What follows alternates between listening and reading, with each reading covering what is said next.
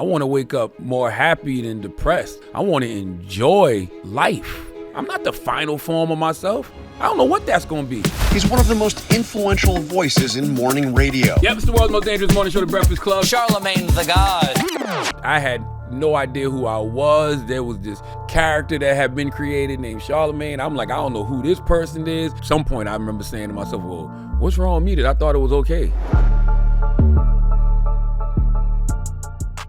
Hey everyone, I've got some huge news to share with you. In the last 90 days, 79.4% of our audience came from viewers and listeners that are not subscribed to this channel. There's research that shows that if you want to create a habit, make it easy to access. By hitting the subscribe button, you're creating a habit of learning how to be happier, healthier, and more healed. This would also mean the absolute world to me and help us make better, bigger, brighter content for you and the world. Subscribe right now. The #1 health and wellness podcast. Jay Shetty. Jay Shetty. The one, the only Jay Shetty. Why have you built up such an animosity towards small talk? Like, where does that come from? Well, #1, I hate small talk, just on the literal level, right? When somebody sees you and they try to, make conversation and they're not really talking about anything. And it's just like, you and this person are in this unique moment in time where y'all get to share space and nobody is saying anything. That is annoying to me. And it's annoying to the point where I'm like, I would rather just tell the person like, we don't have to do this. Like, we can be on our phones, we can be reading a book, we can sit here in silence. Like, you don't have to try, to make conversation. But then on a more macro level, I feel like we're having too much small talk, meaning we're having too many micro conversations. We're taking these micros and making them macros, like the things that people, get online and discuss and debate about and argue about over and over and over and over. In the bigger scheme of things, mean nothing. And that's why things just come and go in this era. Every day you get online and, it looks like there's a conversation that's the biggest thing in the world. Wait 3 hours.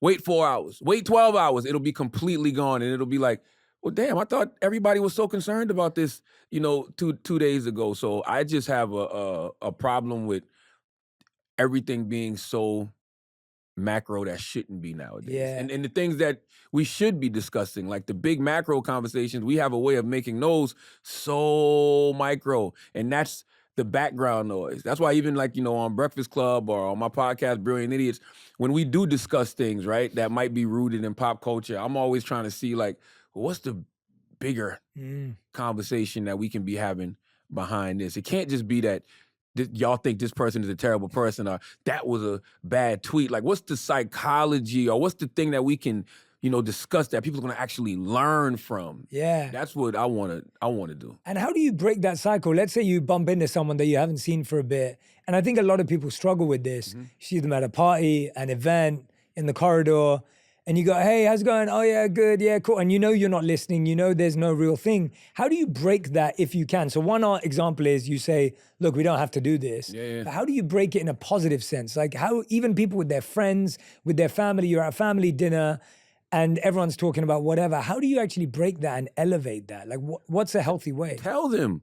Be honest Call about it what out. you're feeling in that moment. Be like, we ain't talking about nothing right now. I'll be like, well, who's going to start the conversation? Throw something on the table. Like, literally, that's what this book is. This book is literally just a series of topics that I feel like, you could just throw in at a lunch, throw in at a dinner table, throw in if you're just sitting around on a plane with somebody and you want to have a conversation, but you can't. Like, we make this a lot more difficult than we need to. And all it takes is for somebody to break the ice. That's all you're literally waiting for. And you're sitting at you're sitting around with somebody, you're just like, I want to talk, but I just don't know what to say. And you're thinking, should I bother this person? Should I not bother this person? Does this person want to be bothered? Does this person want to talk? Maybe they do, maybe they don't. Maybe that's a question, right? You can ask them like, you feel like having a conversation?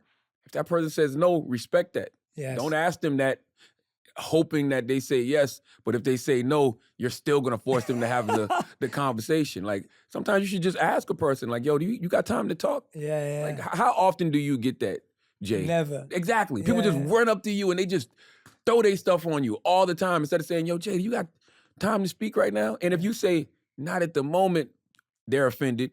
you may not want to offend them. So you take time to have this meaningless conversation, this small talk. You're just telling them, yeah, just because you don't want to offend them, but then you're not even really paying attention. You know me too well. So nobody's doing it. We're not doing each other any favors by doing that. So just be Yeah. honest about what you're feeling in that moment. And I feel like the reason you pointed out there, the reason why so many of us are struggling to be honest with people is because people are offended by honesty, even if it's genuine and even if it's thoughtful. Like you just said, like if I asked you, I was like, hey, Charlamagne, can you talk about this? And you were like, Jay, I don't have time right now because of this, this, and this, or whatever. I'm in between something.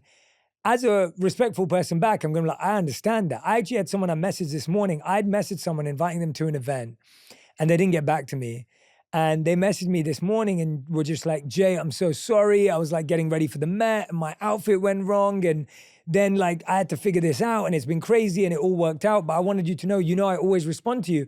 And I was like, yeah, I wasn't offended at all. I respect that. And thank you for explaining. And then it turned out. But a lot of the times I feel we're scared of being honest because we're scared the other person's going to turn around and go, oh, you never get back to me. Oh, you think you're too important for me. We are scared of offending people. That's right. How can we all stop being so offended? Because I feel like anything offends anyone these days. That's a multi-layered answer, right? Yes. Because number one, I think we have to stop being people pleasers. And I think that, if you grow up in a certain environment, you've had certain things, happen to you. Like my therapist always told me, like I know exactly why I'm a people pleaser, right? And I talk about it in the book. I'm a people pleaser because, of abuse that I suffered at the age of 8, right? So me not wanting that young lady to touch me anymore turned into her calling me ugly and saying I had a big nose. So in order for her to stop doing that, I would continue to let her, touch on me. So it's like, you don't realize how that carries on into adulthood to where you just become this people pleaser. You don't want to let anybody down because if you feel like you let them down, then they're going to start speaking ill about you and doing things that hurt your feelings. So you just continue to do what's best for them, sacrificing your own peace. And we can't do that. You just got to set boundaries for yourself and be like, yo, I'm not going to be a people pleaser in any way, shape, or form. And man, honestly, if my boundaries, cause somebody to feel offended, then that's the whole point of having the boundary in the first place. I got to have a boundary from this person to begin with. Because you're upset with me because I'm placing a boundary for my peace of mind? Yeah. Nah, I don't need you in my life to begin with. Yeah. How early, when were you ready to revisit that 8-year-old self? Like when did you feel comfortable to even reflect back on that in therapy? Because I imagine that, or you can tell me, when you were 8, did you just block it out in the next few years? And then when did you go back to it and say, oh, actually, that's where a lot of it started? I was watching an episode of Oprah Winfrey, and Tyler Perry was on there. And Tyler Perry was, crying about the abuse that he experienced from a woman in his family. And I think I was in my 20s. And I remember saying to myself, like, what's wrong with him? Like, why is he, upset about that? And then at some point, I remember saying to myself, well, what's wrong with me that I thought it was okay? But then you kind of suppress it again because I wasn't going to therapy in my 20s. But then when I started going to therapy in like my late, like mid-30s, that's when I started to unpack a whole lot of that stuff. Because, you go to therapy for one thing. You go to therapy because you think you're dealing with anxiety and depression. Then you start peeling back all of these different layers and you start realizing all of this other trauma, that you've experienced. And, that was one of those things, like, being a people pleaser, not setting proper boundaries because of that moment that happened to me, when I was 8 years old and carried on throughout my whole adult life until I finally realized, like, oh, this is why I don't like letting people down. This is why I do things, for people even when I don't want to. This is why even if I'm not happy necessarily about doing something, I just go along to do it because I don't want to upset or offend that person or cause that person to be, looking at me in a negative way. So I would say like mid-30s is when I really started unpacking it. So it's probably been like the last 10 years of really unpacking it. And when you were 8, how long did that abuse last? Like how recurring was it? And I don't know, man, because, and I even mentioned it in the book. I suppressed so much abuse that I experienced when I was young that it wasn't even that one person, But you suppress it because in a lot of ways it becomes the norm. Like I remember being young, like 9, 10, 11 years old, having conversations with other young men I grew up around. And we were all talking about older women we was dealing with. And we thought we was lying to each other. But now when you look back on it, it was just all a bunch of young kids getting abused. But when you're a young man, you don't look at it like Yeah, that. When of you're a course young not. man, you just like, oh, I'm getting action early. You know, I'm Yeah. getting action early and I'm getting action with older women early. So you don't look at it like that until you get older and realize how, man, how a lot of that impacts you, like mentally and emotionally. Yeah. What were some of the ways that you think that impacted you? And it's interesting. I love what you said there. Like when you're young, you actually see that as like ego, bravado, arrogance, like it's cool. What were the things that you started to extrapolate through therapy and the work you did where you were like, oh, that's the kind of impact that it's had in my real life, in my real adult life? The biggest one for me is the people pleasing aspect. That's literally the biggest one. Like not having no boundaries. And when I did try to set boundaries with one of the women in particular, her, you know, getting in my head psychologically, calling me ugly and saying I got a big nose and all of this other stuff. Yeah. So for me, the biggest, issue was the fact that I just did not know how to set proper boundaries. And when I did set them, it was like it wasn't the brick house, it was the straw house, Just blows right? over. You could just blow it, away. So I never really set any proper boundaries. It wasn't until I started unpacking a lot of that stuff that I realized, like, no, I'm gonna set my boundary, and I'm not gonna be upset at any big bad wolf that's mad that they can't blow my house down. Yeah. What I find interesting, especially, is I think we all developed a peacemaker, people pleaser personality type through different reasons. How have you found yourself not being a people pleaser with your therapist? Because I find a lot of people end up playing that role where they can't be honest with their Word. therapist because we want our therapist to like us and say, well done, like good work, like, oh, you really. So how did you find yourself getting that ability? Because I think a lot of people listening and watching may be going to therapy, they may be trying to turn to help, but actually they find themselves playing that same role with their therapist. Man, I got a new therapist, this past year, and my first therapist, I might have been lying to her probably 50, 60% of the time. Just because there was so many things that I thought I wanted to share, but I wasn't. And it wasn't until earlier this year, having me and my wife went away on this nice little spiritual retreat for a weekend, and we was indulging in plant-based medicines, ayahuasca in particular. And one of the things that came forth for me was literally stop lying to yourself and stop volunteering those lies to other people. And so much came up in that moment, so much, like I said, abuse that I experienced as a child, all of that type of stuff. And that's when I was like, oh, I've been telling half truths. I haven't been being completely honest. Like I've been telling, just enough of a story to get just enough back.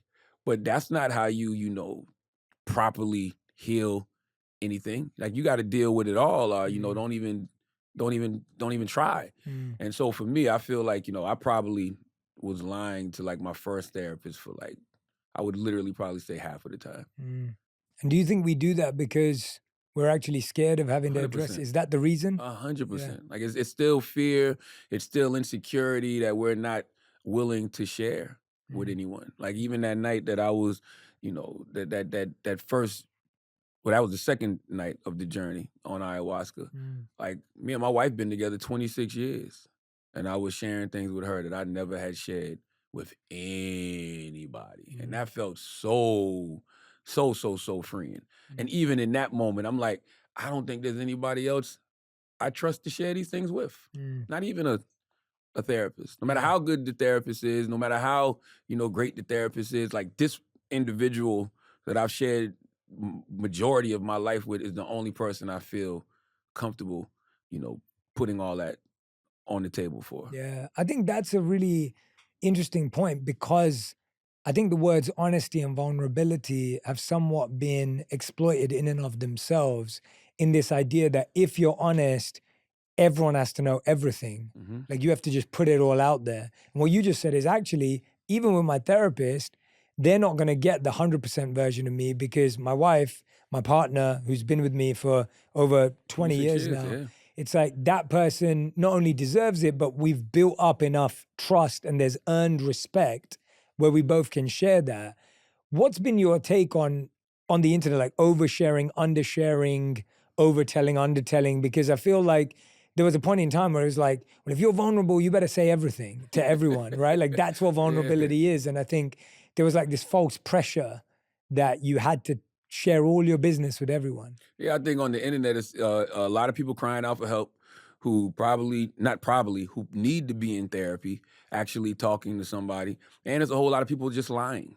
But that's what I mean when I say, stop lying to yourself and stop volunteering those lies to other people. Every single day, people wake up and just volunteer lies for no reason. And I'm not saying lies have to be negative. Like, they just lie about their life. They lie about who they are. They lie about what they do. And it's like, nobody asked you for that, right? Like, nobody. So you're inviting all of this negative energy into your life. You're inviting all of this opinion and all of this critique that's literally going to have real world consequences, because that's the stuff that's going to give you anxiety. That's the stuff that's going to, cause you to have bouts of depression. And you're going to be sitting there dealing with all of this stuff for a farce you created. Like, what is the point of that? So it's like, for me, man, we really all just have to stop volunteering, the lies we tell ourselves to others. Yeah. What led you towards plant medicine as a method of healing, as a method of reflection? Like what made you go down that route? Because you've done therapy for years, you've talked about it.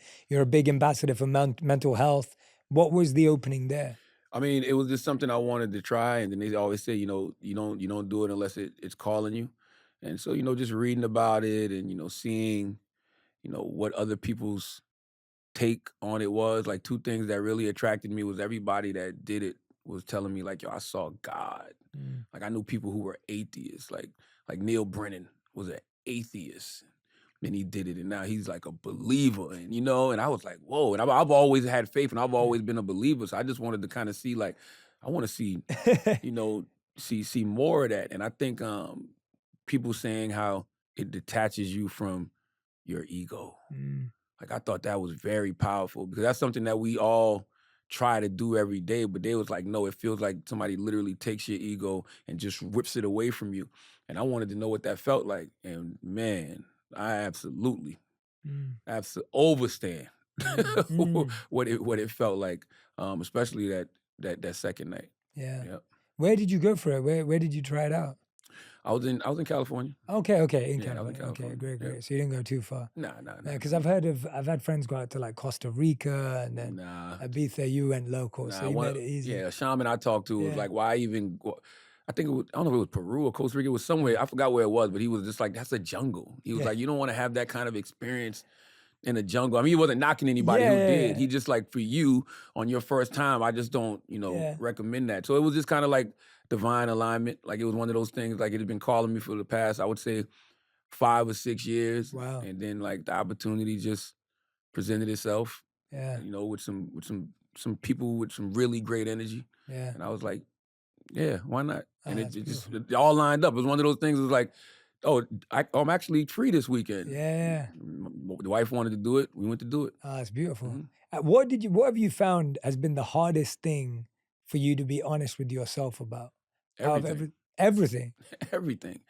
Yo, it's so easy for us to get caught up in lying to ourselves, because we do it to protect ourselves in a lot of ways, right? So, like, it might be a person that you genuinely have love for, like, genuinely, just on a human level. Like, you love this person, and, like, this person might have a talent or a skill set that you want to help amplify, like, provide an opportunity for. But as well as I do that talent sometimes will take people where character can't sustain them. So even though you see this person's talent, once they get in a certain position, you realize their character isn't going to be able, to keep them there. But you will constantly lie to yourself about this person's character over and over and over and over. And then you wonder why things aren't working out. And literally, it will affect everything that you're doing. Like, let's just say it's a team and you put this person as part of the team, and this person is causing problems with the rest of the team, and you see it, but you're making excuses for it, you know?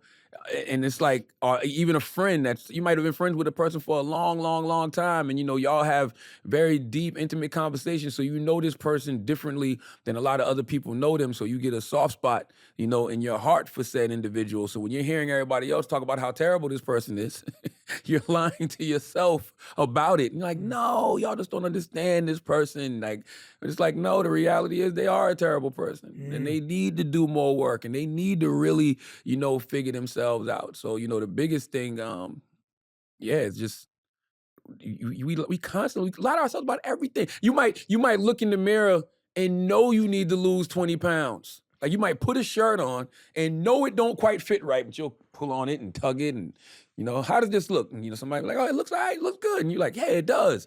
And then you get on Instagram and then you get humbled because it's a bunch of people that don't know you at all who are willing to tell you the truth about how you look. And then you lie to yourself again. And you say to yourself, oh, they just hating. You knew that was whack when you put it on. You knew you had no right putting that shirt on before you put it on. But you decided to do it anyway. So I just feel like I think every single moment of our lives is an exercise in being honest with ourselves first and foremost, and then the rest of the world. And then choosing who to share that honesty with. Because sometimes people aren't lying. It's just none of your business. Yeah. And I think that's something that people forget too, especially in this world of oversharing. I have to constantly remind people that, especially in this era of the internet, I'm like, when you're talking about celebrities, you don't know any of these people. I don't care what they post on social. I don't care what you hear in their music. You genuinely do not know any of these individuals. Stop lying to yourself like you do. In what sense? Because I'm thinking of something, but in what sense do you mean like we don't know them, or how that applies to us? You think we're commentating on a life that we don't know about? Is that yeah. People, people pass these judgments. Yeah. Like, you'll see whole psychoanalysts about people, right? And it's like, how did you come to that conclusion? Literally, you're breaking down a person's whole pattern. Oh, they're a narcissist and they're egotistical and they're out for this and they're I'm like, how do you know based off a tweet? Yeah. How do you know based off one conversation that they had? You don't know this person. This person has lived, 30 plus years, 40 plus years, whatever it is. You do not spend every waking moment with this individual. How do we come to these full-blown conclusions about people that we don't know? I had somebody get mad at me the other day because I told them I don't know this person personally. Yeah. We were talking about a artist, and I was like, I don't know that person personally. Now that the person I was talking to did. Yeah. But so I understand how they felt. Yeah. But I don't have that same personal connection or Yeah. feelings toward this individual because I don't have a personal connection with them. And when it comes to public figures, a lot of times it makes you more objective because you don't have any bias. Because anybody that you actually have a connection with, you're going to have a natural bias 100%. towards them. That's another thing we lie to each other about. We lie to each other like we're so honest and so objective when we all have our biases for people. We all have our biases for places. We all have our biases for things. And that's okay. Yeah. And if you can address that and say, yeah, I know I got a bias, then you could actually have an honest conversation about whatever it is you're talking about, or look at things, from an honest perspective. If you can't even be honest about your biases, then you're starting off from a lie. Yeah, I often find it's this observer mindset that we're missing, where it's like, okay, we're having a conversation right now, but can I actually allow myself to look at it from this perspective? If I can't do that, like if I can't see, oh, I'm currently displaying ego and the other person is currently displaying defensiveness, if I can't see what I'm displaying and what someone else is, and I'm only seeing what they're displaying, then I'm not really observing. I can't be objective. Absolutely. And I find that that's exactly what's missing, where, and I can testify to what you just said, whether it's inaccurate guest lists at people's wedding that are printed in the papers, or whether it's inaccurate, oh, I know the news saying, oh, they're going to get a divorce, or their kids hate them, or whatever else it is. How do you know this? Yeah, I can testify to having knowing people going, none of that's true. And it goes back to the point you started with, which is this idea of we get so lost commentating on everything and everyone else that we know nothing about, that we don't have time and energy to work on what's going on inside here. Absolutely. And I find it remarkable that we spend our lives trying to solve, psychoanalyze, entertain ourselves by someone else's problems rather than fixing our own. Well, we do that on purpose. Yeah. Because if we can talk about everybody else, then we can avoid that hard, painful, excruciating work it takes to deal with our own BS. If I can look at everyone else, I can avoid looking in that mirror all day long. I'm too busy sightseeing other people and commentating on other people, so I never have to look in the mirror, at what it is that I need to fix. Yeah. And you said something that's Sure, interesting too, man, and that's why this era we're in is so difficult. And I think even our positions as media personalities, because I remember when I used to work for Wendy Williams, she used to always say to me, "You either gonna be of the people or of the industry." But it's almost impossible when you're in the business, because you're going to actually meet people and you're going to develop relationships.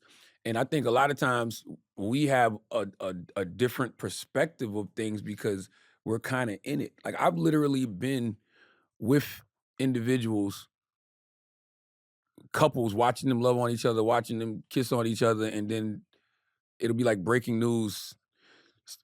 They're getting a divorce. They hate each other. Like they're apart. And I'm like, this is a mind fuck. Like, because I'm like, whoa, like, and it puts so much in perspective. And not even just that, like, us as individuals, you'll see things about yourself and you're like, that's not remotely true. Like, that's not even accurate at all. And everybody around you will be mad and everybody around you be upset and you'll be pissed off too. But then you got to really say to yourself, what are you going to do? Yeah.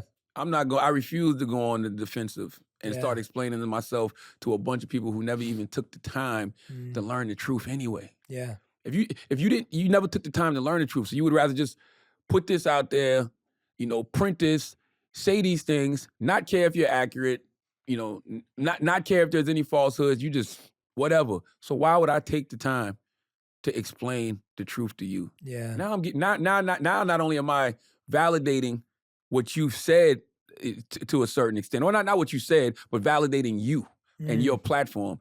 Now I'm actually giving you more content. Yeah. I'm not doing that at all. Yeah, for sure. I was going to go back to the personal again with you, because I feel like a big turning point in your book that you talk about that I can't wait for people to dive into is this moment where you realize that your father was cheating on your mom. Yeah. And like that is like a really big moment for you at that point, because you're like, I think 17 years old and you're learning about this, and naturally you feel like, tell me how you felt like in that moment, because it almost feels like the first time you discovered that something's a lie. In a big way, I mean, That was a very macro conversation, because I had made up my mind in that moment that me and my pops couldn't have no small talk about this situation, because we live in a small town, so you're hearing it constantly, right? And you're driving by, this house, and you're seeing his truck out there, and you're fully aware of all of the different lies that he's told my mom, like, oh, I'm over there doing work, or oh, that's my secretary, all this other stuff, right? So finally, just deciding to have the macro conversation and say, yo, you out here cheating on mom, what you doing is foul. And my dad was like, yo, you only got one girlfriend? One day you gonna understand. Like, that was his reply to me. And that messed me up for a while, because that's my hero. Like, still to this day, I love my dad. Like, my dad, I fully understand, the totality of my father as a man. And as I've become a man myself at 45 years old, I understand, everything that, he went through. And so when he said that to me, I felt like I had to live up to his expectations. So that's when it became a thing of, oh, let me show him that I can get a roster. I don't have to be, committed to one person. And that lasted for a while. Not a while, but too long for my liking, right? And so I remember later on, years down the line, my dad saying to me, the worst thing that he ever did was called my mother to leave him, and telling me that I always had it right. Cause he, I'm with the same woman, right, for 26 years. So he was like telling me I always had it right. And I'm like, damn, this is why you shouldn't always listen to adults, bro. Like just because you love a person and they're older than you and they got more experiences than you, don't mean that they're always right. But I give my father so much grace because, one of the first breakthrough I ever had in therapy, I mean, the thing that led me to tears was just realizing that my father used to discipline me for things that he never taught me. And now I even take it a step further and say my father used to discipline me for things that he never taught me, but also for things that he never learned himself. So a lot of his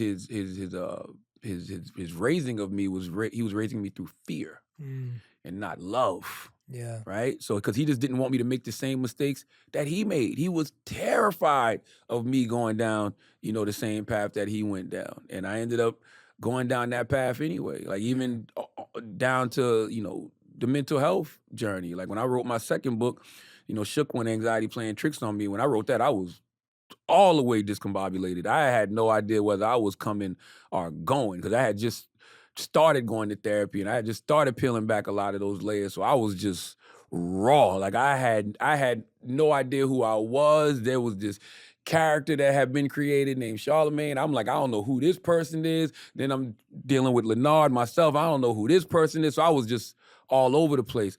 And I literally just put it all in that book and had Dr. Ish Major do clinical correlations to the things that I was talking about. But my father had read that book, and I talk about this story in the book, but he had read that book, and then that same week I had a cousin who had completed suicide, and he had attempted to complete suicide like 4 other times, and the 4th time he completed it, I think he was like 25 years old. So my dad was triggered by a lot of that stuff. He was triggered by a lot of the stuff I wrote in my book, and he was definitely triggered by my cousin completing suicide. So my father calls me, and he tells me, he read the book, talking about my cousin a little bit, and he goes, man, I tried to commit suicide 30 plus years ago, but I didn't because of, your older sister and you. Wow. And he was like, I was on 2 to 3 medications.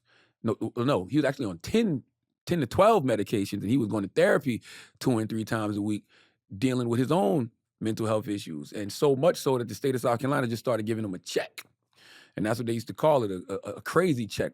So I remember asking my mom, like, yo, dad was going through all of this. And she was like, I just thought he was playing crazy to get a check. So just think about that. Like, think about if he was able to just express himself and have those conversations with us as a family back then, how that would have saved me, so much grief when I was dealing with panic attacks and stuff as a child and thinking something was, wrong with me. And just all of that makes me give my father a whole lot of grace. He's just a man who was just trying to do his best, with what he had and the knowledge he had at the time. So I held a lot of that against him for a long, long, long, long time. But it was in that moment in 2018 when he told me everything he was dealing with. I don't know why it just clicked. Like, my dad just a man. Yeah. Like he just a man, just like I'm a man. Like, who am I to not give him the same grace I want? Totally. What's allowed you to have that, Charlamagne, to be able to zoom out and have that context and that grace? Because I think when we're analyzing these things and you kind of connect the dots, you're like, oh yeah, my dad treated me like that. That's why I became like that. That's why I made that mistake. And you can spend so much time in this very linear back and forth journey of that was the past. That's how it connects to the present. That's how it impacted my life.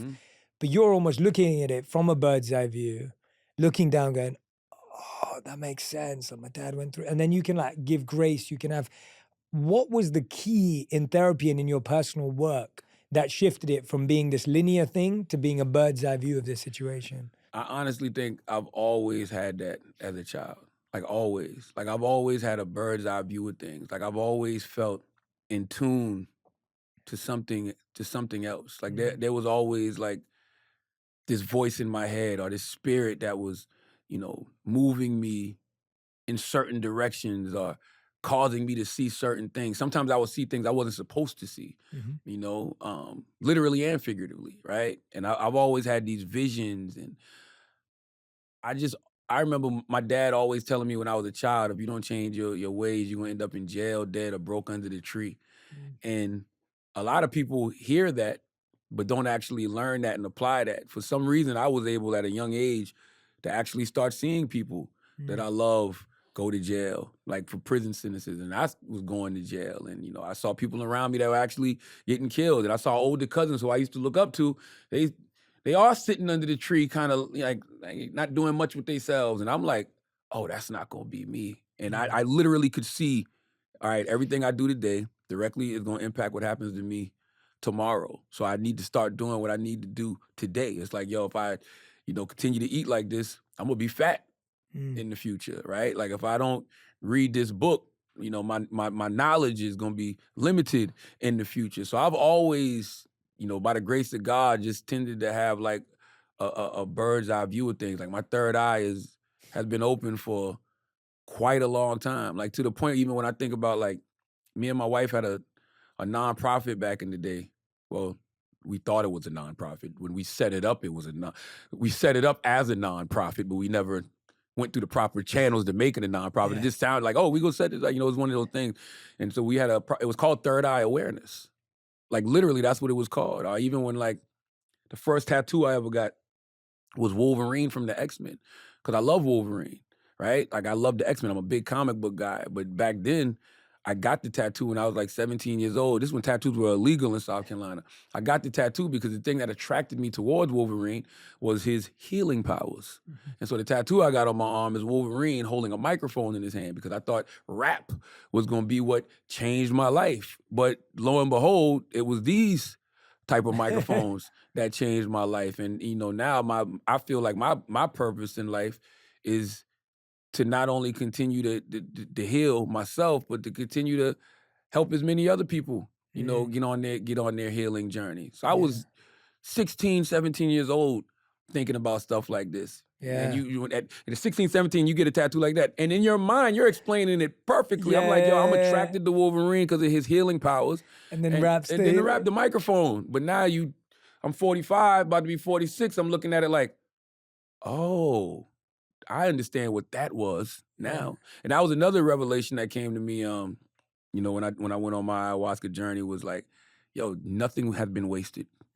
Literally nothing. There is absolutely nothing that has happened to me in my life, whether you want to label it good, bad, you know, ugly, pretty, whatever it was. Nothing has gone to waste in my life. Every single thing has a purpose and had a purpose and has gotten me to this point. And I think, man, when you look at things through that lens, it just kind of like shapes your understanding of trauma and, you know, why so-called bad things happen in a different way. I don't look at it as good or bad. It was just like one process of life that gets you to this point. I think you just nailed something so powerful there, and I want to emphasize it for people because I think we go through this loop where we say, oh, now I get it. Everything else, I was wrong, I wasted time, now I get it. And then a few years later, we go, oh, no, I just wasted the last few years, now I get it. And we constantly have this belief that we have to neglect and reject our past in order to establish our present. We feel like we have to constantly say our past was a waste of time in order to establish that our present is now us doing the right thing. And I actually fully agree with you and completely disagree with that, because what you're doing is you're negating all of the lessons, all of the wisdom, all of the learning, all of the growth that actually got you to that point. Absolutely. And then you're also negating the fact that all the skills you learned during that time, all the habits, they could still be useful. But because you're writing off that time, you're writing off all of that growth. And I've been saying that to so many people lately, even when people are like, Jay, I think I'm wasting my time. I'm trying to find a new job. I want to do something I'm passionate about. Or Jay, like the last few years, I just wasted them being anxious. Now I'm confident. It's like, no. Like you need to remember that because that's how you got here. And by the way, life is going to give you those scenarios again. And you're going to need to remember this because next time it will be a familiar. Absolutely. Right? It'll be like a familiar feeling of, oh, I've been there. I know how to deal with this. That's why when you're talking to, you know, young people in the field and they'll say things to you like, well, what if I, you know, leave New York and go to Atlanta and things don't work in Atlanta? I'm like, okay. Like, and? Yeah. Like, yeah, what do you mean if things don't work? Because what you're going to realize later on in life is regardless of what happened when you was there, it worked. I don't care if you went down there and you worked there for 6 months and got fired. There's going to be something you pick up in those 6 months. There's going to be somebody you meet in those 6 months. It might just be a time in your life that you actually enjoy and you need that. You might just need to be in a different environment, for a little while. But there's going to be something you pick up within those 6 months that's going to make you realize, like, it worked. I think, we have these extremes when it comes to work. I could easily look back at my radio career and be like, I got fired 4 times. So those was 4 times things didn't work. That is a complete lie. Every single one of those situations I got fired from, I had the time of my life. And I learned so much from. And I met people that are still, my friends to this day. So I wouldn't trade any of that for the world. Yeah. For all I know, how do we know what we're doing now is working? Yeah, yeah. We don't. This is just what we're doing in the moment. I know it's working for now. Yeah. But who's to say this is what we're going to be doing when we're 50 years old? Who's to say this is what we're going to be doing when we're 60? We might be still trying to hold on to Breakfast Club and On Purpose. Yeah. And God is like, I need you to move. Yeah. And he might even still let you keep it. But Yeah. you'll be sitting here unhappy, depressed, angry, like, oh, why isn't things moving the way I want them to move? It's because God asked you to move a long time ago, but you didn't want to because you're still trying to make this work. And it's not working no more. Just because something is successful doesn't mean that it's working. Totally. You know? Totally. That's such a good point. That's such a good point. And it reminds me, there's this beautiful story that the Buddha used to tell about a person who's on a journey. And they're on this journey and they come across an obstacle. And the first obstacle is this fast flowing river. So they realize, I need to build a raft. So they get the bamboo, they get the rope, they tie it up, they build themselves an oar, and then they paddle with all their strength and they get to the other side. And then they think, this raft saved my life. I'm going to take it wherever I go. So they strap it to their back and they carry on walking. And then the Buddha says that just like us, this person gets to another challenge. And the challenge is not a fast-flowing river this time. It's a tall wooded forest with trees dotted at every other step. So now the person's trying to walk through and the raft keeps getting stuck. Wow. And they're trying to maneuver and they're trying to get through and the raft is getting chipped. The raft is blocking them from walking through. And the Buddha says the person has 2 choices. They either hold on to the raft and they struggle to get through, or they put it down and they walk on freely. And it's the same point that you're making right now, this idea of like, what are you holding on to that you believe made you successful, but is actually stopping you from breaking through the next challenge? And if you keep holding on to it, you're just gonna hurt your hands, gonna hurt your back, you're never gonna walk through. And I agree, success is probably the greatest prison because the feeling of success is so intoxicating that you think, I'm just gonna keep doing this like a drug because it makes me feel good. But actually, I may not be actually feeling healthy, well, feeling like I'm moving in my best self. And I've seen that even in my career. I remember when I first started my work, we grew based on videos I made on Facebook. And today, 8 years on, I don't make those videos anymore. Facebook is not our core platform anymore. We had to move on and evolve. And I've seen that time and time again, whether it's been a YouTube platform or whatever it is. And I think we get tied to platforms, we get tied to algorithms, we get tied to patterns, we get tied to all these things. And then eventually we become a prisoner of the pattern and become a prisoner of the algorithm. And letting it go is hard. And what you're saying right now, like recognizing that what you're doing right now may be something you have to let go of is a healthy thought. Man, I'm living proof. I talk about that in the book, Get Honest or Die Lying, Why Small Talk Sucks, shameless plug. But I talk about that in the book because 2016, that's where I was at with it. I'm 6 years in on the Breakfast Club. I'm having more success than I ever imagined. I'm making more money than I ever imagined. Like, I put out my first book, Black Privilege. It's an instant New York Times bestseller. Like we moving. Like things are great, things are fantastic, but I'm not happy. And the reason I'm not happy is because I'm still dealing with this anxiety. I'm still dealing with, this depression. And I'm starting to feel like, I'm becoming a caricature of myself to a certain extent. And it was like when I made the decision to start going to therapy, number one, but then you start going to therapy and you start saying to yourself like, all right, this has gotten me to this point. What is going to get me to that next level of life. I wasn't thinking about career or anything like that. I said, what's going to get me to that next level of life? Because I want to enjoy life. I want to wake up more happy than depressed. I want to, wake up feeling, more secure about myself than imposter syndrome. Like, what's going to get me to that?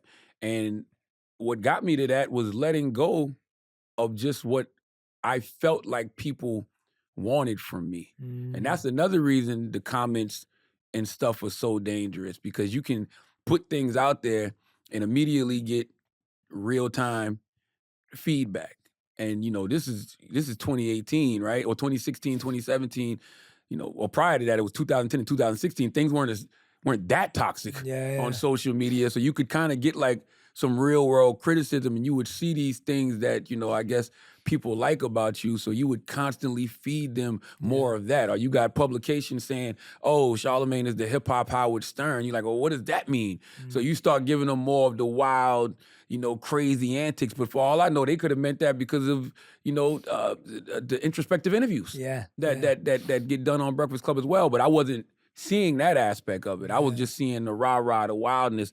And so for me, just personally and professionally, I just was not happy, and I had to, let that go. So that was the most freeing thing for me, because when I did that, I experienced way more. I wouldn't be here sitting with you, having the success that I've had if I hadn't let that raft go. Oh, yeah. And there was also a period where, because of this cancel culture era you live in, you be definitely ashamed to see some of the stuff that you used to do. You're not necessarily ashamed of it. You're more so afraid of, oh, they're gonna use this against me, whatever. But guess what? You can't care about that. Yeah. And the reason you can't care about that, because if you really have faith in a higher power, if you really trust, God to God, you have to know that every single moment that you were in, you were the person you needed to be for that moment. Yeah. Because it's just a journey and it's a process, and eventually you become who you're supposed to be. And even the version you're looking at me right now, I'm not the final form of myself. I don't know what that's going to be. Nobody does. But I know that I'm on the journey, and I'm going to keep walking. Yeah. One thing I wanted to pick your brain about was this idea. You kind of alluded to it there. It's this, we have this rhetoric on social media, which is like, we want people to be more empathetic and compassionate and kind. We want people to, when they share their vulnerable mental health journey, that we all have got to listen and be attentive. But then when sometimes we see someone with a mental health challenge, make them act different, we're the first ones to point out that they're an idiot, they're a loser, there's something wrong with them. I'll give an example of what I mean by this. Like, Tom Holland talked about this when he came on the show. He was talking about how, he's always been seen as Spider-Man and this cool kid and all the rest of it. And then when he started talking about his mental health, or actually no, when he just announced that he'd given up alcohol and he was sober, all the news was like, he was saying all the news was like, oh, Tom Holland, the happy-go-lucky kid, wasn't actually, he was depressed. And it was like, and they made it a whole thing. And he was like, no, I just gave up alcohol. I wasn't like an alcoholic. I just didn't want to drink anymore. And so all of a sudden it was like twisted the other way, where it was like, oh, the kid that you think is happy isn't, he's depressed. Or the kid, he's got mental health, or whatever it may be. And it wasn't in the kind, compassionate way. It was more like well, look, you didn't see this. So I find it like, the way we react to certain things, it's almost like we're being hypocrites in and of ourselves. Because at one point we're saying we should care for people who have this, but then we're willing to point it out. How have you kind of seen that navigate when you see the worst forms of what mental health can do to people versus someone maybe not displaying the worst mental illness externally, but is just talking about it? Does that make sense? Yeah, I don't know how anybody can diagnose someone just by watching them through the media. Yeah. Like, if that's the case, we're all dealing with mental health issues. 100%. Some people are just shitty people. And that's the other thing. Like, and by the way, we say two things can be true. No, multiple things can be true at one time. Like you used the example of Tom Holland. Why can't he be the happy-go-lucky kid? Who said he's not? But that's the only version of him you had in your mind. So now when you see another version that doesn't fit your expectation, you're upset with him? The happy-go-lucky kid is not so happy anymore. That's life.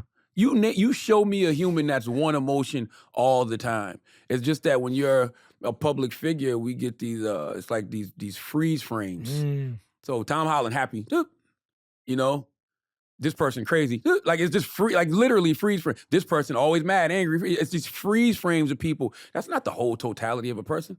Like that's actually kind of insane for us to even think about it like that. Yeah, it's a good point. Like even if you watch Jay Shetty on purpose, you have a thought, a perception of Jay Shetty in your head, or you got a perception of Charlamagne in your head based off something you may have seen. That's your fault. Yeah. If that's the one thing you saw and you came to a whole diagnosis about an individual. So, you know, even when you talk about people having empathy, that goes into what I'm saying now. We might want to. Everybody, all of these humans might wake up every day saying to themselves, we're going to be empathetic today and we're going to be caring and all of that stuff until something happens to somebody that you don't like. And then all that goes out the window. I tend to see that people have more empathy and sympathy and they're more caring towards people they actually like. It's really a popularity contest, but nobody wants to admit that. Yeah. We're not being consistent about any of these things, and we're not being consistent with how we deal with people. There can be two people that come out in the news today with the same situation, and based off if we like the individual or not, we'll give that person a whole lot of grace and come to that person's defense. But if it's somebody that we don't like or somebody social media tells us we shouldn't like, oh, we gonna bury them. We want them out of here. We want them gone. That's not consistent. And that means you're lying to yourself. And that means that you're not the person you say that you are, because you should be giving both those individuals the same amount of grace, but you not, because we're all hypocrites. And that's fine. We're everything. Like everything that we pin on other people, we are all those things and more. We just got to make sure that we're not projecting. Yeah. Onto Facts. others. Wow, that's powerful, man. Yeah, and it's true. All of us are, right? We all have bias. Absolutely. We all have the natural human tendency to be empathetic to people we like, and we're all that way. But we've got to be able to see that, because if we can see that, then it's something that we can, like you said, we don't project. That's right. Otherwise, we live in our tiny. We were talking about this earlier. Like we live in this righteous mind, as Jonathan Haidt calls it, like this idea of like, my way is righteous, and I believe the way I live and the way I think is the only way and the right way. And that's where it goes wrong, because the truth is, if everyone thinks like that, now you've just got 8 billion righteous ways. We even have to watch how we express that language, right? Because we all do it. We'll say things like, man, the way you're seeing that is strange. Like, or the way that I can't believe you're seeing things that way. Why? Because they're not seeing it the way you are? Like there's probably nothing wrong with the way that individual is seeing it.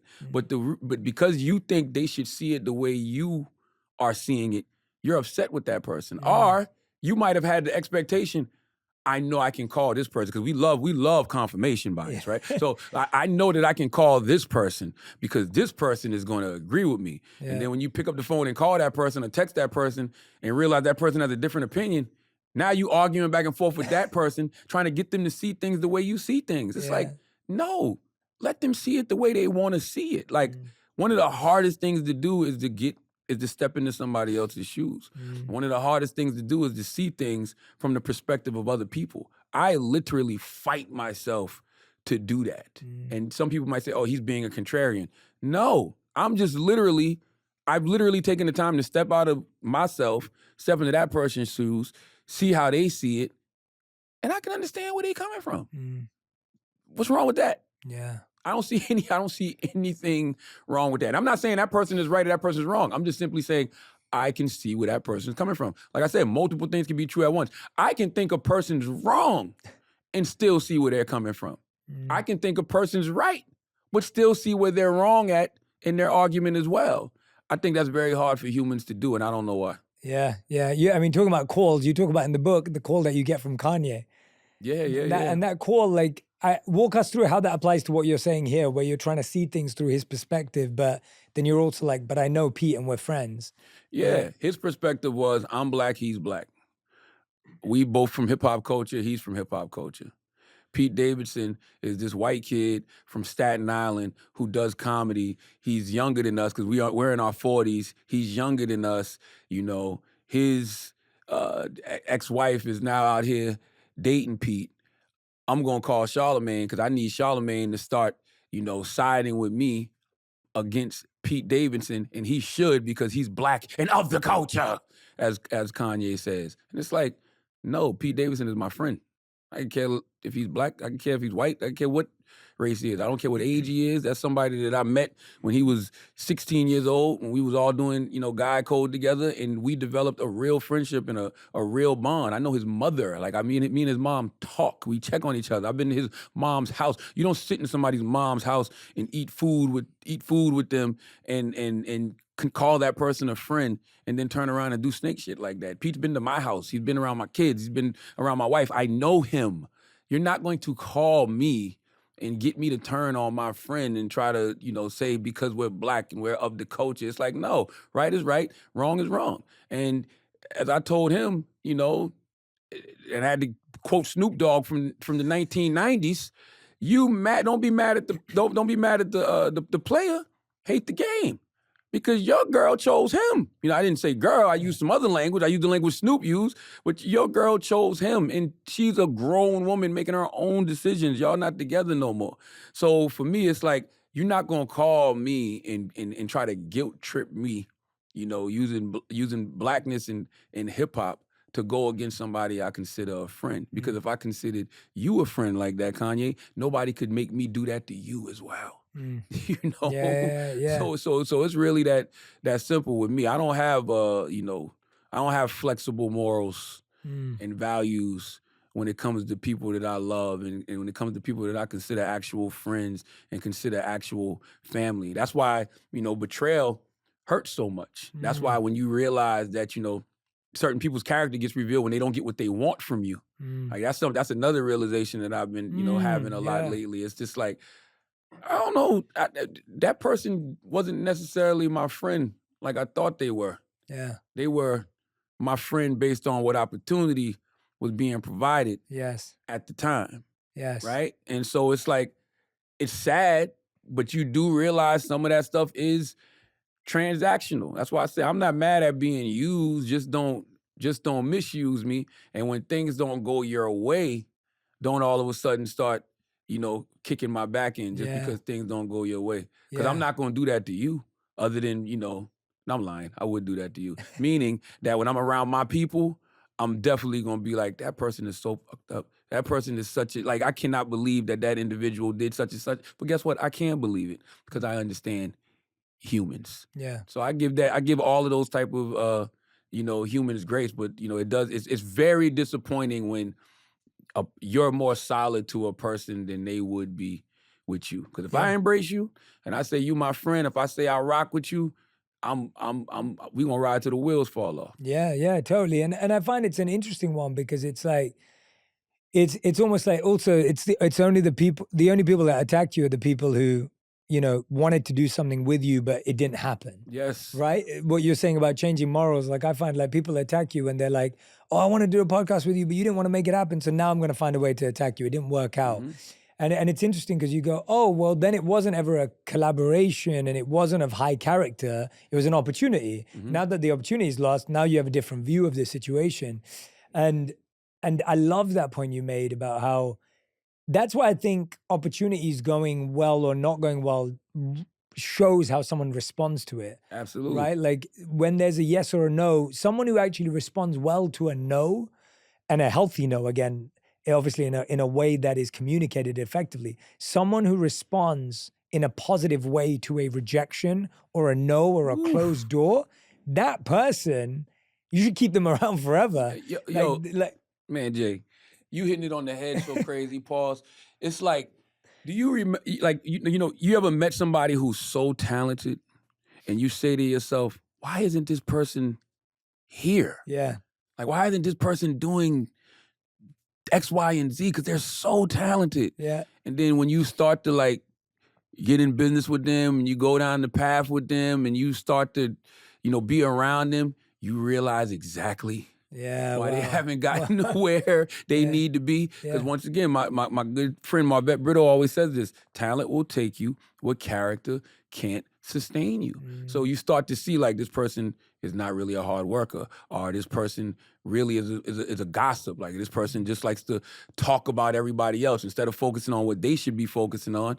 They're so worried about what everybody else is doing and trying to shoot down what everybody else is doing. And you're trying to tell them, like, don't worry about that. Because, listen, sometimes jealousy and envy, it's natural, right? But don't focus on what's going right for everybody else, because you don't know what's going on in their lives. They might be looking like on the surface like they're winning and things are great, but they might be going home crying every night. Sure. Like, don't worry about that. You focus on you, but you see that they can't do that. And when things don't go their way, they become they become the worst people. Yeah. Everybody's the enemy. Everybody's a terrible person. All of these people are out to get me. Nobody's looking out for me. And you realize, like, that's exactly why you're not where you're supposed to be. I've had so many doors closed on me.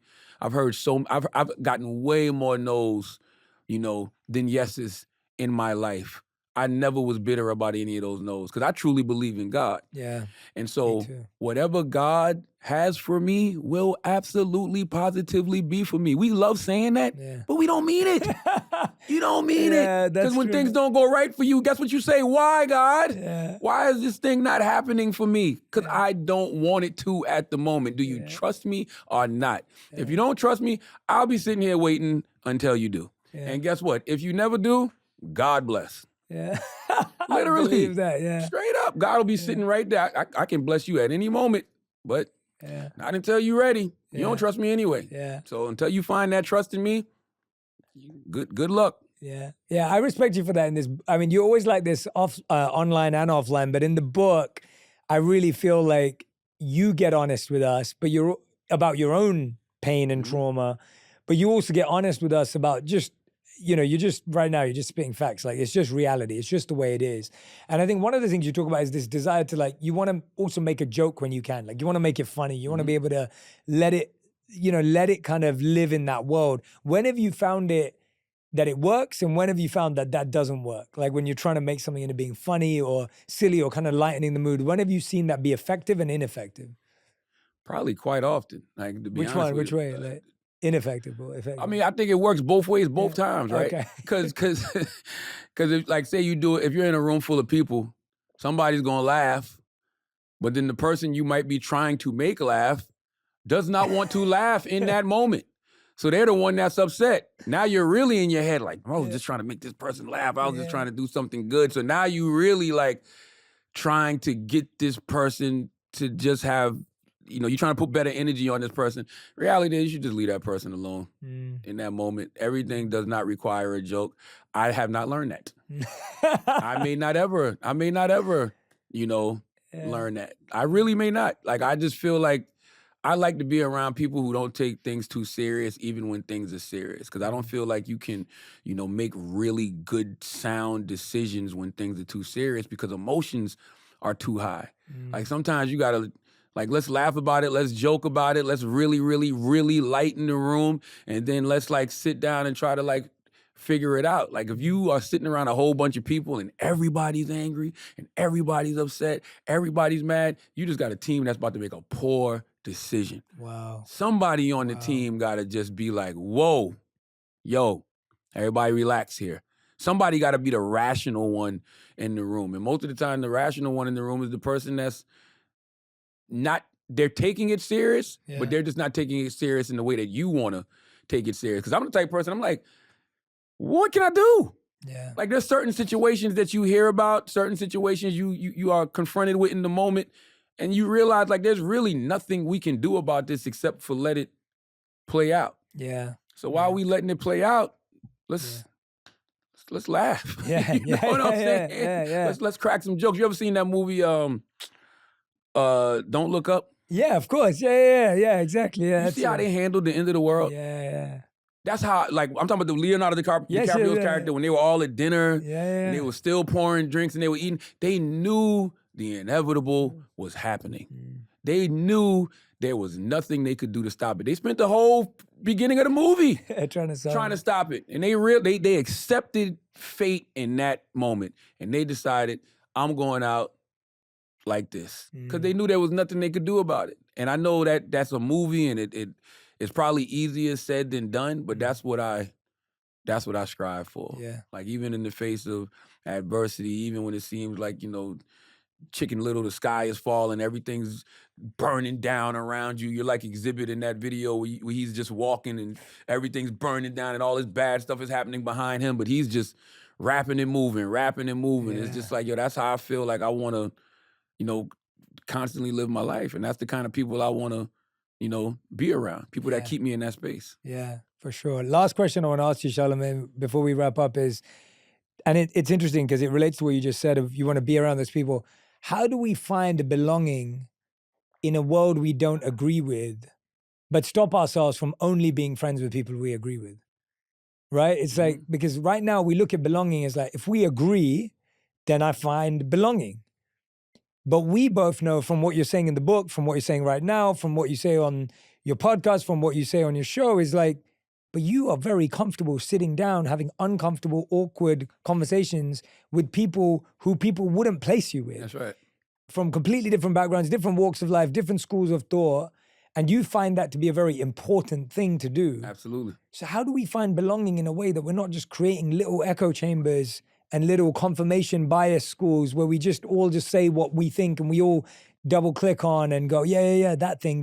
How do we create a culture which you're doing through your work, through your book, how do you actually do that in your life? Because I think we all like to be around people who agree with us. I don't even know if you realize it, but as you was talking, you referred to that stuff as little. Yeah. And that's exactly what it is. It's small. That's why it's literally called Why Small Talk Sucks. You macro conversations are big conversations that you can have with anybody.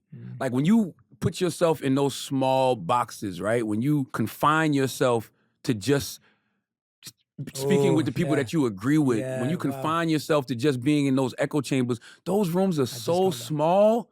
They just seem big because of social media, but that's not how the world works. Yo, there's really not too many people that are going to see the world exactly the way you see it.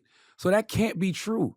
All of y'all are lying to each other because y'all just love the community of each other. Y'all are really a bunch of people who need, support from each other. And y'all want to have a friend group just like all humans do. So y'all are all just going along to get along with each other. So y'all make this imaginary rule book, this imaginary playbook, and y'all have this imaginary rhetoric that everybody has to say. And if you don't see things like this, if you don't say things like this, then you can't be in this club no more. This club is this big. Like that club is so small. So in order to just like understand that you live in a world that you are going to disagree with people. Like I said earlier, I can think you're right, but still not necessarily agree with you. I can understand where you're coming from, but still think you're wrong.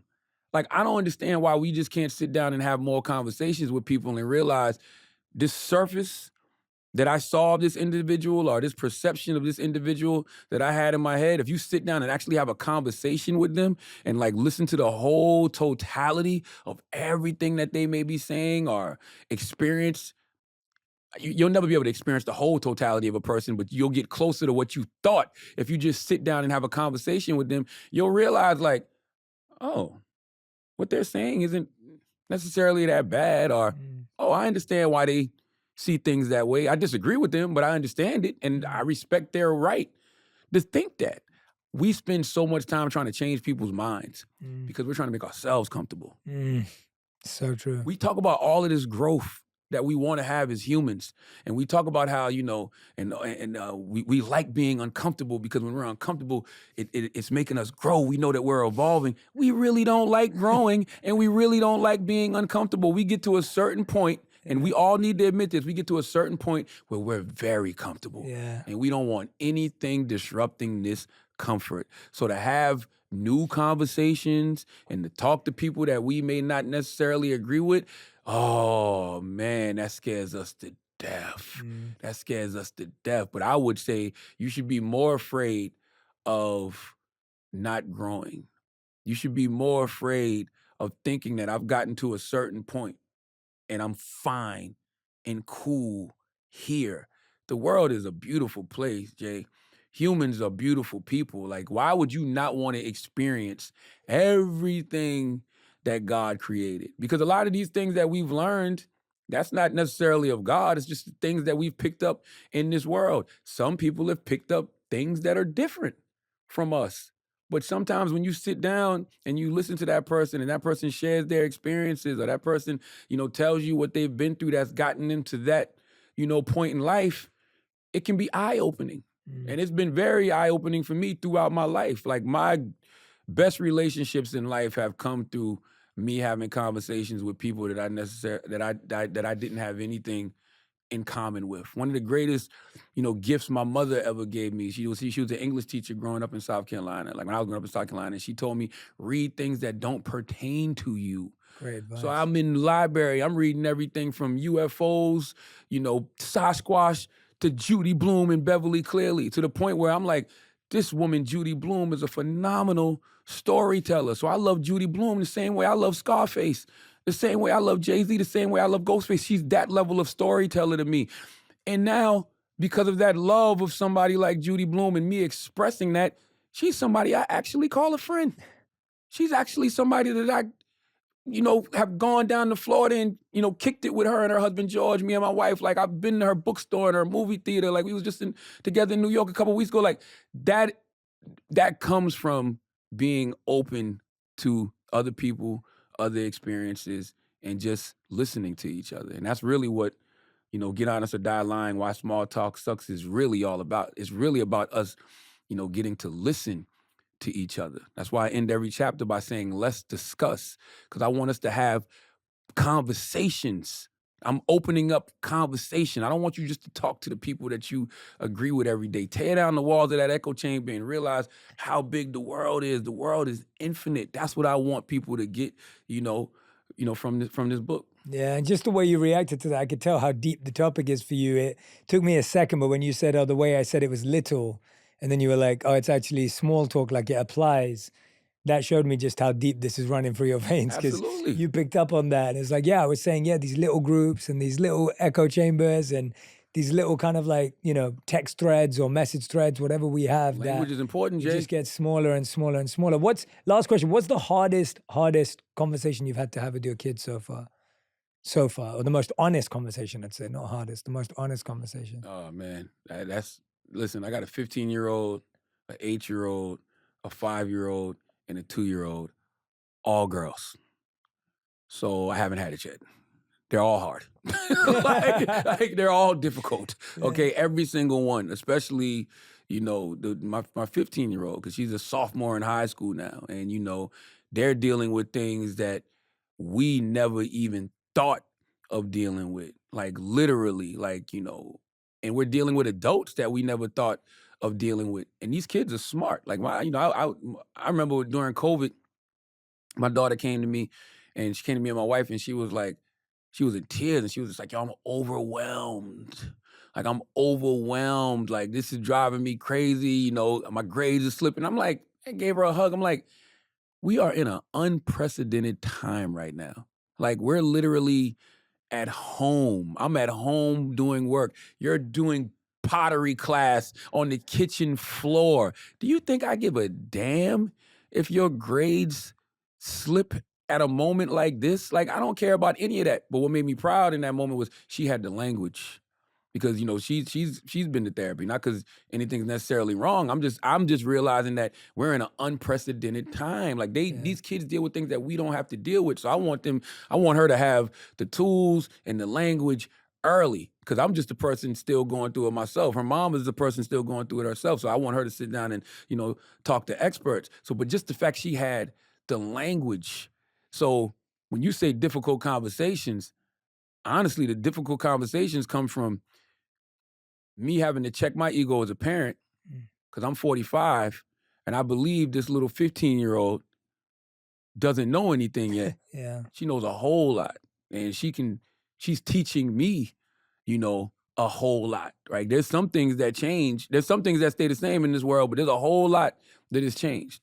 And I think that, we sometimes are too stubborn to realize that. And so, yeah. I guess to answer your question, every day is a difficult conversation. I got 4 girls. I know, yeah. Every day is a difficult conversation. Like, I'm dealing with a different set of emotions every single day. The biggest thing for me is to stay centered and sane and, not let my emotions get the best of me. Like, that's one of the biggest conversations me and my wife constantly have. Like, we get together in our little prayer circles and huddle together like, we are doing the best we can. I literally, it's so funny, I told her this yesterday. I was like, yo, we've been together 26 years and we've experienced so many different levels of life together. And so what I said to her, I was like, yo, we also realized 26 years go by fast. So regardless of how stressed out we get because of these children, let's enjoy the moment. Yeah. Like, literally, let's just enjoy the moment. We are doing the best we can. There is no manual that comes with this. You don't want to take everything you learn from your parents because you realize they didn't have all of the proper tools and they didn't necessarily, instill the right things in us, at least from a man's perspective. My mom, I felt was phenomenal, but at least from a man's perspective, I didn't have that. So we're just all doing the best we can. So let's just give each other some grace, man, and enjoy this ride called adulthood. Absolutely. Everyone, the book is called Get Honest or Die Lying. You can get it right now. Why Small Talk Sucks. Charlamagne the God. This is the book that I want you to get. Discuss it with your friends. Dissect it. Allow it to infuse into reality. I've been really, really happy that this book's out because I spent last Christmas in London, which is what I usually do. And I started to find that even friends I've had for a couple of decades, I found that we were becoming less and less honest with each other. And I was feeling really disconnected when I was back at Christmas. And I was trying to figure out what it was. I was like, wait a minute, is it because I left 8 years ago and I've been living in the States? Is it because of this? Is it this? And I realized it was honesty. And so I started to create conversations in my friends group that were uncomfortable. And when I saw that you'd written this book, I was so moved by it because I was like, that was the exact issue that I felt I was moving further away from the people I was closest to because we were all now just playing a role and everyone was playing their part, but there was no longer a get honest conversation. It was all small talk. And so I really hope that this conversation inspires people to get closer to the people you already think you're close to. That's right. And understand the people that you're far away from. That's right. And so the book is called Get Honest or Die Lying. Why Small Talk Sucks. That's right. You can grab it right now. We'll put it in the comments and the link in the caption. Charlamagne, thank you so much Jay, again, thank you, man. man. As always, I appreciate these conversations. I appreciate you. Anytime, man. We always have macro conversations Yes. on air, off air. And I mean, just what you've built with this platform on purpose, it is so necessary, man. Like, everybody's having these conversations about mindfulness and, wellness, and we're all just trying to be the best versions of ourselves. Something like this didn't exist 5 years ago. Just like those conversations that people are having now weren't necessarily as loud as they were, as loud 5 years ago as they are now. And your platform on purpose is a big, big, big, huge part of that. So thank you for your service, brother. Thank you. I appreciate you, man. Absolutely. Thank you. If this is the year that you're trying to get creative, you're trying to build more, I need you to listen to this episode with Rick Rubin on how to break into your most creative self, how to use unconventional methods that lead to success, and the secret to genuinely loving what you do. If you're trying to find your passion and your lane, Rick Rubin's episode is the one for you. Just because I like it, that doesn't give it any value. Like, as an artist, if you like it, that's all of the value. That's the success comes when you say, I like this enough for other people to see it.